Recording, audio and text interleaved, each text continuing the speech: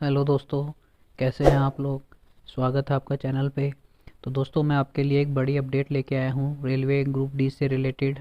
इसमें जो है बहुत बड़ी अपडेट आई है दोस्तों। ये देखिए, ये अमेंडमेंट हुआ है, अमेंडमेंट नंबर 3। और ये जो है कल आई थी ये अपडेट, ये नोटिस। तो दोस्तों आप देख सकते हैं, ये RRC 1/2019 लेवल 1 पोस्ट का जो है, यानी कि ग्रुप डी का ये नोटिस है। और दोस्तों इसमें इन्होंने जो है CBT 2 की अनाउंसमेंट कर दी है कि जैसे पहले CBT 1 होता था, अब जो है ये CBT 2 का भी एग्ज़ाम लेंगे इस बार। तो दोस्तों स्टूडेंट्स के लिए मुश्किलें बढ़ने वाली हैं और हम उस पर बात करेंगे कि क्या क्या दिक्कत होने वाली है और कितना इसका फ़ायदा है और कितना नुकसान है। तो मैं आपको ये नोटिस दिखा देता हूँ पहले कि नोटिस क्या है। तो ये देखिए दोस्तों, ये 24 तारीख का नोटिस है। और ये जो है अमेंडमेंट 1 और 2 पहले भी हुए थे, ये 15/3 27/3 को। तो उसके आगे के अमेंडमेंट हैं। इसमें जो है एग्ज़ाम शेड्यूल जो है CBT 1 का और इंट्रोडक्शन है CBT 2 का, ये दोनों चीज़ें दी हैं। तो देखिए इसमें दिया गया है, इन view of the large number of application received railway have decided conduct 2 stage computer based CBT। मतलब जो एप्लीकेशन है वो बहुत ज़्यादा रिसीव हुई हैं, इस वजह से ये जो है CBT 1 और CBT 2 दो एग्ज़ाम करवाएंगे। तो ये जो CBT 1 होगा ये 23 तारीख से स्टार्ट हो जाएगा, यहाँ पे डेट दी गई है।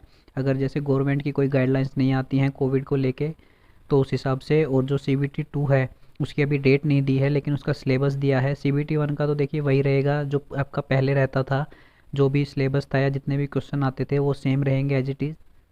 लेकिन CBT 2 का थोड़ा चेंज है, देख लेते हैं वो क्या है। देखिए सिलेबस तो सेम रहेगा, इसका भी 10th स्टैंडर्ड का रहेगा, सेम एज CBT 1। लेकिन जो डिस्ट्रीब्यूशन ऑफ क्वेश्चंस है उसका अलग अलग कर दिया है। तो आप यहाँ पे देख सकते हैं टाइम सेम रखा है और क्वेश्चन जो है वो 20 बढ़ा दिए हैं। तो ये 20 क्वेश्चन जो है वो कौन कौन से सब्जेक्ट के बढ़ाए हैं, देखिए आप। 5 क्वेश्चन जो है वो जनरल साइंस के बढ़ गए हैं, 5 मैथ्स के, 5 रीजनिंग के और 5 करंट अफेयर के। मतलब सब में जो है 5 5 5 बढ़ा के 20 क्वेश्चन बढ़ा दिए हैं टोटल आपके, और टाइम सेम रखा है। और थोड़ा शायद लेवल जो है वो भी थोड़ा हाई रहेगा CBT 1 के मुकाबले।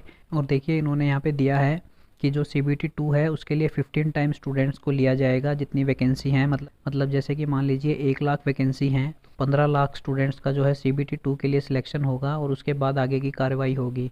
तो इसमें आगे देख लेते हैं क्या दिया गया है। ये देखिए नॉर्मलाइजेशन का तरीका दिया है इन्होंने कि ये भी ज़्यादा शिफ्ट है और बहुत लंबा चलेगा। CBT 1 CBT 2 तो नॉर्मलाइजेशन होगा दोनों एग्ज़ाम में।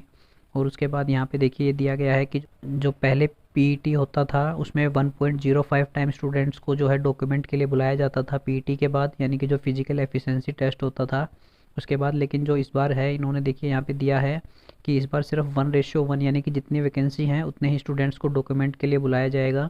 और उसके बाद जो है अगर वैकेंसी बच जाती हैं तो कट ऑफ को कम कर करके बाकी और बच्चों को बुलाते रहेंगे उसके बाद। तो इन्होंने ये चीज़ दी हुई थी इस नोटिस में। और उसके बाद एक पोस्ट के बारे में भी इन्होंने बताया कि जो असिस्टेंट पॉइंट्समैन था उस पोस्ट को अब इन्होंने पॉइंट्समैन कर दिया है। तो वो भी यहाँ पे दिया गया था। लेकिन ये तो बहुत छोटे छोटे अपडेट हो गई, इनसे क्या फ़र्क पड़ता है। ये देखिए ये सारी पोस्ट हैं, आप देख सकते हैं कौन कौन सी पोस्ट हैं। आइए हम बात कर लेते हैं कि इस चीज़ के जो CBT 2 है इसके क्या नुकसान और क्या फ़ायदे हैं। तो देखिए फ़ायदा तो मेरे हिसाब से इतना कुछ खास होगा नहीं। फ़ायदा सिर्फ हो सकता है आपके जो कट ऑफ होगा CBT 1 का उसमें है, क्योंकि देखिए इसमें जो है 1 लाख वैकेंसी है और इन्होंने बोला है कि 15 टाइम लिए जाएंगे CBT 2 के लिए। यानी कि 1.25 करोड़ जो फॉर्म भरे गए हैं उसमें से एग्ज़ाम तो आपको पता है 50% के आसपास ही स्टूडेंट देते हैं, यानी कि 50 से 60 लाख स्टूडेंट ही एग्ज़ाम देंगे। तो उस हिसाब से आप देख लीजिए 15 लाख जो लिए जाएंगे स्टूडेंट्स, तो कट ऑफ हो सकता है थोड़ी कम चली जाए। जैसे पिछली बार मान लीजिए कहीं की 75 थी, तो इस बार 70 72 तक देखने को मिल सकती है। तो इससे आप जो है CBT 2 तक चले जाएंगे। लेकिन ये भी कुछ श्योर नहीं है, जिस हिसाब से रेलवे की कट ऑफ आई है NTPC की और जो ये लोग कर रहे हैं, कुछ कहा नहीं जा सकता, लेकिन एक अंदाज़ा लगाया जा सकता है कि इतनी हो सकती है। और दोस्तों मैं आपके लिए आगे भी ग्रुप डी के लिए और NTPC के लिए इंपॉर्टेंट अपडेट्स लाता रहता हूं, तो उसके लिए आप चैनल को सब्सक्राइब ज़रूर से कर लें ताकि आप हर चीज़ से अपडेटेड रहें जो भी नोटिस या न्यूज़ आती हैं। तो चलिए आगे बात कर लेते हैं। तो दोस्तों देखिए इसमें ये फ़ायदा तो एक ये लग रहा है मुझे कि कट ऑफ का हो सकता है, लेकिन नुकसान देखिए आप कितने हैं।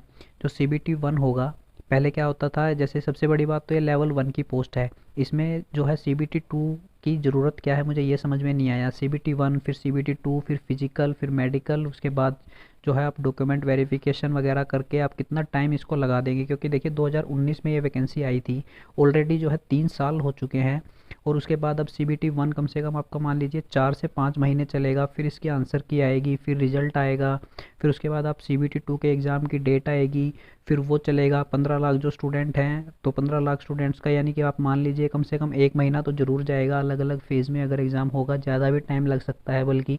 और उसके बाद उसकी आंसर की आएगी, फिर उसका फाइनल रिजल्ट आए, फिर उसके बाद जो है आपको पीटी के लिए जो है बुलाया जाएगा, फिर उसका रिजल्ट आए। आप सोचिए कितने लंबा प्रोसेस हो गया है दोस्तों। मतलब कि आप ये देखिए 2022 है, इसमें तो आपका ये मान लीजिए आपकी CBT 1 ही इनसे शायद हो पाएगा, CBT 2 तक आप पहुंच पाएंगे 2022 में। फिर उसके बाद 2023 में आप जो है CBT 2 वगैरह देंगे, फिर फिजिकल एफिशिएंसी टेस्ट देंगे, मेडिकल डॉक्यूमेंट, ये करते करते ये मुझे लग रहा है आपका 2023 भी पूरा ख़राब कर देंगे, क्योंकि 2024 में इलेक्शन है।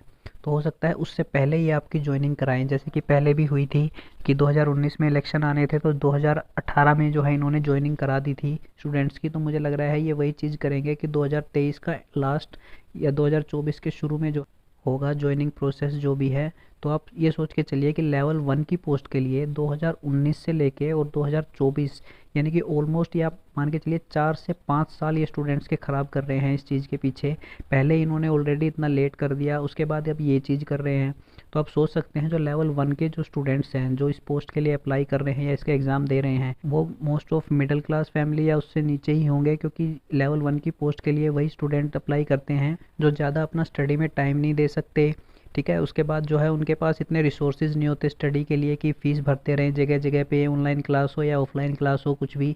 और आप देखिए स्टूडेंट्स कितनी लंबी तैयारी कर पाएगा, क्योंकि स्टूडेंट्स का भी मेंटली जो है प्रेशर आता है हर चीज़ का, कितना टाइम हो गया, साथ साथ एज बढ़ रही है और एक जॉब जो है इतनी लंबी जा रही है।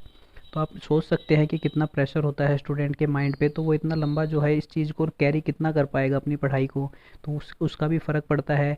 और बाकी जैसे काफ़ी स्टूडेंट है जो अपनी तैयारी कर रहे होंगे और फिर उसके बाद प्राइवेट जॉब या ऐसा कुछ स्टार्ट कर देंगे, क्योंकि सबकी जो है फाइनेंशियल जो स्थिति है वो एक जैसी नहीं होती, तो उसमें भी उनकी तैयारी पे बहुत फ़र्क पड़ेगा, क्योंकि इतना लंबे टाइम तक घर पे बैठ के तैयारी करना बहुत मुश्किल होता है स्टूडेंट्स के लिए। तो देखिए कितने काफ़ी नुकसान हैं इस चीज़ के, जो CBT 2 का भी प्रोसेस ले आए और CBT 1 का भी मतलब डेट ही आई है अभी, उसका भी कुछ श्योर नहीं है। तो आप देखिए कितना लंबा प्रोसेस खींच दिया है इन्होंने। उसके बाद एक बड़ी चीज़ ये है कि मान लीजिए आप CBT 1 मान लीजिए आपने दे दिया, ठीक है, आपकी तैयारी अच्छी थी, लेकिन मान लीजिए CBT 2 में जो है आपके साथ कुछ मतलब मान लीजिए आपका दिन अच्छा नहीं गया उस दिन, या फिर आप एग्ज़ाम से सेंटर पहुंचने में लेट हो गए, या आपकी उस टाइम तबीयत वगैरह ख़राब चल रही है। तो आप देखिए कितना फ़र्क पड़ता है। पहले तो CBT 1 होते ही आपका फिजिकल एफिशिएंसी टेस्ट होता, दूसरा कोई एग्ज़ाम देना ही नहीं था, अब एक और एग्ज़ाम देना है, यानी कि आपके लिए एक और रिस्क बढ़ गया है इस चीज़ का। और उसके लिए आपकी तैयारी कैसी है कैसी नहीं है, तो उस चीज़ का भी फ़र्क पड़ता है। क्योंकि आप ये देखिए ये लेवल 1 की पोस्ट है, इसके लिए इतने सारे जो है स्टेजेस से गुजरना बहुत गलत बात है। और उसके बाद देखिए इन्होंने दिया है कि जो एप्लीकेशन है वो ज़्यादा रिसीव हुई हैं, तो ज़्यादा रिसीव हुई हैं तो आप जो है फेज़ ज़्यादा बढ़ा दीजिए। इतना टाइम तो नहीं लगेगा ना जितना CBT 2 की डेट आने में और उसके एग्ज़ाम होने में लगेगा। CBT 1 को ही आप ज़्यादा दिन तक अगर करेंगे तो भी ज़्यादा से ज़्यादा 1 या 2 महीने और बढ़ जाएंगे, और उसके बाद आप कट ऑफ के हिसाब से बच्चों को PET में लेके जाइए। तो ये क्या रीज़न हुआ कि एप्लीकेशन ज़्यादा रिसीव हुई हैं तो CBT 2 जो है वो करवाना पड़ेगा। तो दोस्तों मेरे हिसाब से तो ये चीज़ सरासर गलत है। लेवल 1 पोस्ट के लिए इतना स्ट्रगल करवाना स्टूडेंट्स के लिए, कोई बड़ी जॉब हो या कुछ अलग B ग्रेड की या इस टाइप की जॉब हो तो कुछ समझ में भी आता है, D ग्रेड की जॉब के लिए आप स्टूडेंट्स को इतना परेशान कर रहे हैं। और वो स्टूडेंट जो है थोड़ा फाइनेंशियल वीक भी होते हैं, क्योंकि इसी वजह से वो लोग जल्दी से जल्दी जॉब चाहते हैं और अपनी स्टडी, ये 10th लेवल पे होता है, तो अपनी स्टडी भी वो कॉलेज वगैरह तक नहीं ले जा पाते, इसी वजह से कि जल्दी से जॉब मिले और जो है इनकम आनी शुरू हो। तो ये बहुत गलत चीज़ है रेलवे की, और इसके खिलाफ़ जो है आवाज़ उठानी चाहिए। और मेरे हिसाब से स्टूडेंट और टीचर्स को कुछ ना कुछ इसके लिए ज़रूर करना चाहिए।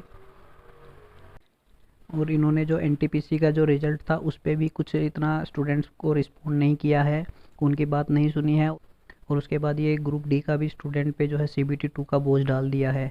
तो ये रेलवे जो है अपनी मनमानी कर रही है। अगर इनको करना ही था तो जब नेक्स्ट ईयर जब भी वैकेंसी आती तब ये चीज़ करते। ये 2019 की जो वैकेंसी आई हुई हैं इनका जो है एग्ज़ाम करा के फटाफट इनको जॉब देनी चाहिए स्टूडेंट्स को, और ये है कि इसको खींचे जा रहे हैं। तो आप अपनी राय ज़रूर बताना मुझे कमेंट बॉक्स में, और वीडियो अच्छी लगी तो चैनल को सब्सक्राइब ज़रूर करें दोस्तों। Thank you.